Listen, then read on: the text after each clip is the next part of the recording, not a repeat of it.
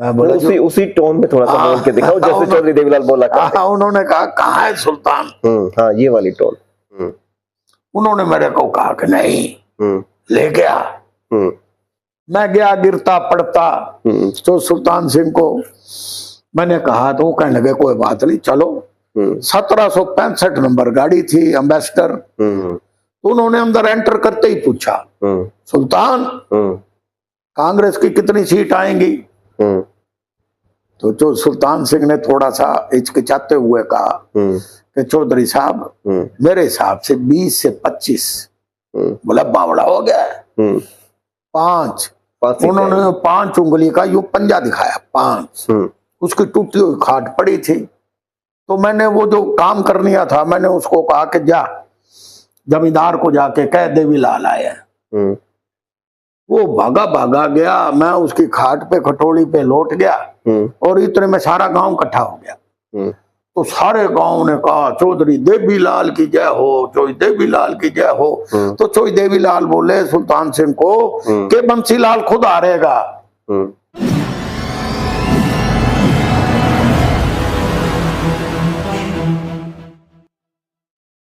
नमस्कार, मैं हूं राहुल आर्य। हरियाणा राज्य की अगर पॉलिटिकल बात की जाए, हरियाणा राज्य की राजनीतिक तौर पे बात की जाए, तो हरियाणा प्रदेश जो है वो राजनीतिक तौर से बहुत अवेयर स्टेट है। और आज से अवेयर नहीं है, बल्कि हम मान सकते हैं कि जब से हरियाणा का पॉलिटिकल तौर से पंजाब से अलग होना हुआ उसी वक्त से है। और उससे पहले की भी बात की जाए तो उससे पहले भी दिल्ली के नजदीक रहा है। जब से इलेक्टेड पॉलिटिक्स देश भर में शुरू हुई है, हरियाणा में शुरू हुई है, उसी वक्त से माना जा सकता है कि जो हरियाणा है वो पॉलिटिकल तौर से, राजनीतिक तौर से हरियाणा के लोग बड़े जागरूक हैं। और जो लोग जागरूक होते हैं उनके किस्से भी होते हैं, कहानियां भी होती हैं। और हरियाणा की जो राजनीतिक इतिहास की बात की जाए तो बहुत सारे लंबे, बहुत सारे इंटरेस्टिंग किस्से होते हैं।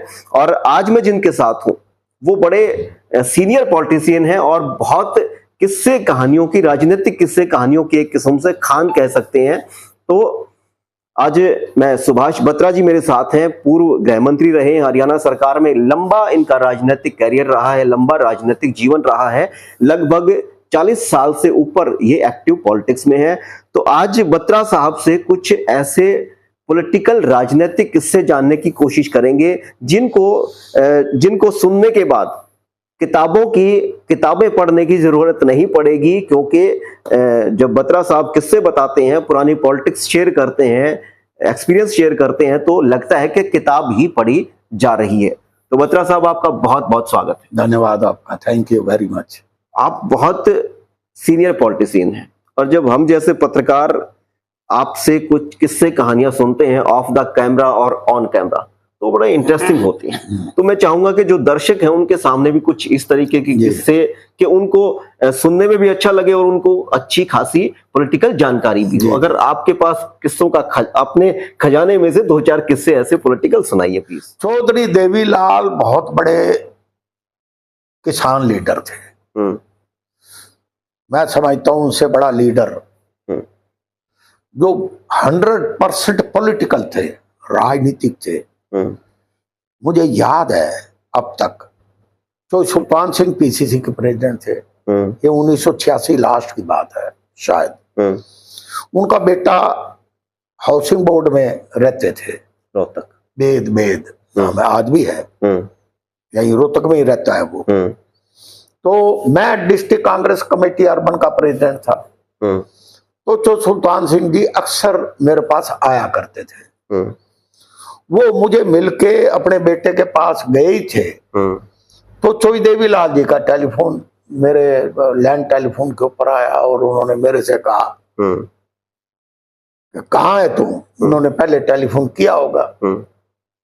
तो मैंने कहा चौधरी साहब आपकी उम्र बड़ी लंबी, क्योंकि उस वक्त चौधरी देवीलाल ने संघर्ष का आह्वान कर रखा था। बहुत बड़ा उनका मतलब के पीक पे था उनका संघर्ष। तो मैंने कह दिया, मैंने कहा जी चौधरी सुल्तान सिंह आपका जिक्र कर रहे थे, आपकी उम्र बड़ी लंबी। बोले कहाँ सुल्तान? मैं बोला उसी टोन में थोड़ा सा बोल के दिखाओ जैसे चौधरी देवीलाल बोला करते। उन्होंने कहा कहाँ है सुल्तान? हाँ, ये वाली टोन। मैं बोला जी वो तो हाउसिंग बोर्ड गए। बोला ले आ। उनको ले गया।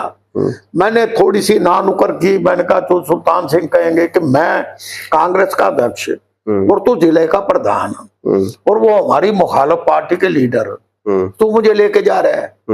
मैं थोड़ा सा हिचकिचाया। उन्होंने मेरे को कहा कि नहीं, ले गया। मैं गया गिरता पड़ता तो सुल्तान सिंह को मैंने कहा तो वो कहने लगे कोई बात नहीं, चलो। 1765 नंबर गाड़ी थी, एम्बेसडर। मैं और चोई सुल्तान सिंह दोनों रेस्ट हाउस गए। कमरा नंबर 1 में चोई देवीलाल जी यूं बैठे थे। चोई देवीलाल जी के साथ हमारे पारिवारिक संबंध थे। मेरे पिताजी बीकेडी में थे, उन्हीं की पार्टी में, चौधरी चरण सिंह, भारतीय क्रांति दल। हाँ जी, हाँ जी। मीसा में दोनों अंदर थे, जेल में थे। जब चौधरी देवीलाल जी जेल से छूट के आए तो सबसे पहले हमारे घर पे ही आके 3-4 दिन वो रुके। तो हमारे इतने संबंध थे। उस वक्त मुझे वो कहते थे छोड़ कांग्रेस को, चल मैं तुझे, यहां तो मेरी मजबूरी है, रोहतक में तो मंगल सैन को लड़ाना पड़ेगा क्योंकि समझौता था इनका मंगल सैन के साथ। मुझे हांसी से लड़वाना चाहते थे। मुझे फतेहाबाद अपनी गाड़ी में बिठा के रैली दिखाने के लिए ले गए थे। तो वो चाहते थे कि मैं किसी तरीके से एक पंजाबी वर्ग का आदमी उनके साथ लगे और मेरा कैरियर बने। उनसे उनके मन में मेरे प्रति एक चाहत थी। तो मैं जो बात बताना चाहता हूँ कि जो सुल्तान सिंह को जब मैं लेके गया रेस्ट हाउस में, तो उन्होंने अंदर एंटर करते ही पूछा, सुल्तान कांग्रेस की कितनी सीट आएंगी? तो जो सुल्तान सिंह ने थोड़ा सा हिचकिचाते हुए कहा कि चौधरी साहब मेरे हिसाब से 20 से 25। बोला बावड़ा हो गया। 5। उन्होंने 5 उंगली का यू पंजा दिखाया, 5। तो सुल्तान सिंह ने कहा कि चौधरी साहब आप में एक बड़ी कमी है कि आप बावरिया बहुत हो, आप बोर इसी मार दो, हमारी 20 भी नहीं आएंगी। फिर उन्होंने किस्सा सुनाया कि कल मैं भिवानी में एक खेत में चला गया तो जमींदार था नहीं, उसकी टूटी हुई खाट पड़ी थी। तो मैंने वो जो काम करनिया था, मैंने उसको कहा कि जा जमींदार को जाके कह देवीलाल आया। वो भागा गया। मैं उसकी खाट पे खटोली पे लौट गया और इतने में सारा गांव इकट्ठा हो गया। तो जैसे ही जमींदार आया, मैंने जमींदार को कहा, मैंने कहा भाई घर कुछ बना रखा है? बोला जी बना रखा है। मैं के बना रखा है? बोला जी कढ़ी बना रखी है। मैं बोला 4 रोटी और कढ़ी ला, मेरे भूख लगी, मैं रोटी भी यहाँ खाऊंगा। सारा गांव इकट्ठा हो गया। तो मैंने फिर उनको कहा कि तुम ये बताओ, तुमने ऐसा चीफ मिनिस्टर चाहिए जो थारी टूटी हुई खटोली पे बैठ के रोटी खावे, या ऐसा चाहिए जो तुमने थाने में थारे लत्ते तरवा के पिटवावे? उस वक्त चौधरी बंसीलाल का बड़ा टेरर था। तो कोई किसी की हिम्मत नहीं थी कि बंसीलाल के खिलाफ कोई लफ्ज भी बोल जाए। तो सारे गांव ने कहा चौधरी देवीलाल की जय हो, चौधरी देवीलाल की जय हो। तो चौधरी देवीलाल बोले सुल्तान सिंह को कि बंसीलाल खुद हारेगा, और वही हुआ। 5 सीट आई, 87 में। हाँ, तो मेरे कहने का मतलब ये है कि उस वक्त उस जमाने के लीडरों में जो कैलकुलेशन होती थी, इतनी स्टीक होती थी। और देख लो उन्होंने यूं पंजा किया था और वही हुआ। 90 में से 5 ही सीट आई कांग्रेस, और 5 ही सुल्तान सिंह को उन्होंने बताई थी। हाँ 5 ही बताई थी। तो बड़े किस्से हैं, कभी आपको बताएंगे खुल के।